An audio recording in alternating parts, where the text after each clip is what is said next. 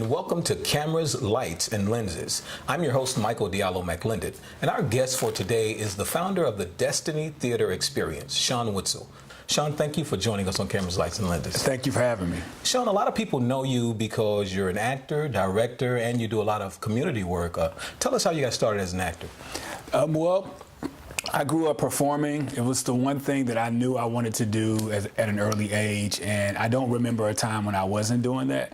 So in school, church, anytime there was an opportunity for me to get in front of people, I took it. So that was kind of how I got into acting, and I just continued on that path. I did a lot of other creative things as well, but acting is the thing that kind of won out, I guess. So what led you to start a theater company?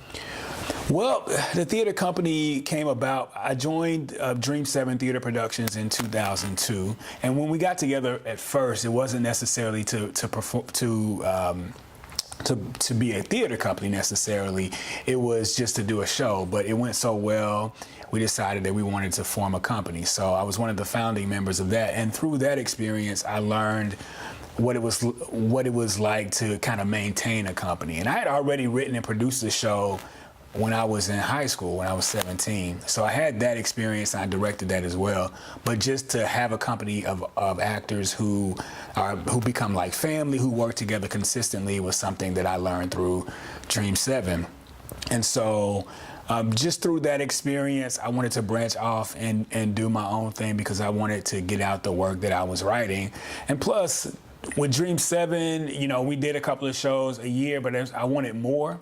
And sometimes those opportunities are not always out there, especially for actors of color. So I wanted to be able to create opportunities for myself as well as other actors. Now, I know you've created a lot of opportunities for people, because I think you, along with Dream 7 and Sister Style, have a festival called Shades of Black Theater Festival. Can you talk about that as well? Yeah, the Shades of Black Theater Festival came about in 2006. It was actually by accident. We looked at the calendar and we saw that there were 3 African-American theater companies that were scheduled at the Dark Horse all in a row. So that was Robin's Nest Theater Company, Dream 7, and Sister Style at the time. So those were the 3 companies that had, and I was a part of Dream 7 at the time.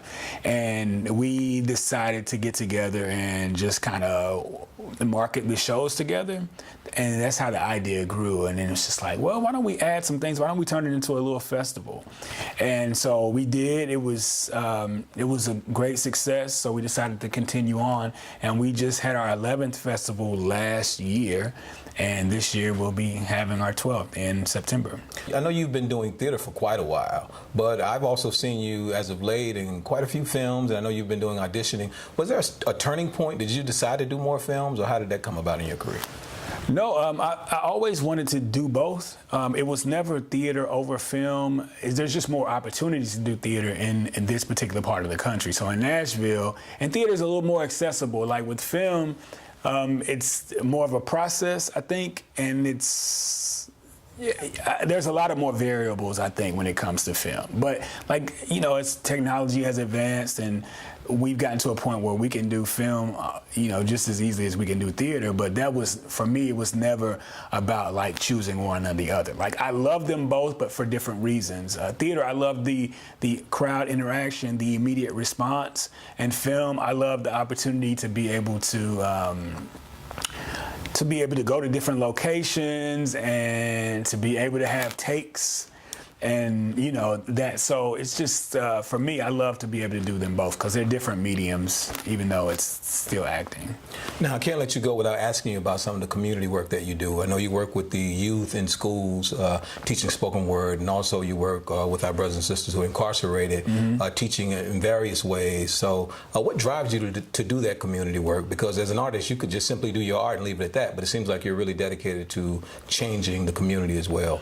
Yeah, for me, I consider myself an activist in a lot of ways, and it fuels the work that I do. If you come to see my plays, you see a lot of topics and social issues that I deal with in my work. And I just always have been one of those people who wanted to help others.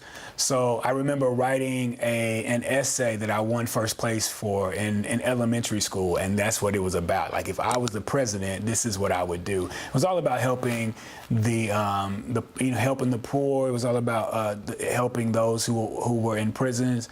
So even then, I had a heart for what I'm doing now, and I think that comes just through, from the community that I'm from, and then seeing my mother be someone who is not kind of a humanitarian in the traditional ways, because she doesn't belong to any organizations or anything like that, but just to see how she helps people. And I grew up watching her take people in, and even with her being a young single mother, I look back at it, I think, wow, she was doing so much for other people, and she was raising us, and she was so young at that time.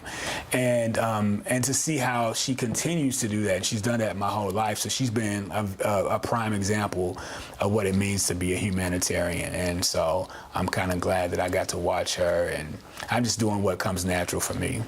Well, Shawn, we want to really thank you for taking our time to be on Cameras, Lights, and Lenses. We really appreciate it. Thank you for having me. Appreciate it. Well, thanks for joining us for another episode. I'm your host, Michael Diallo McLendon, and thanks for watching Bounce TV Nashville.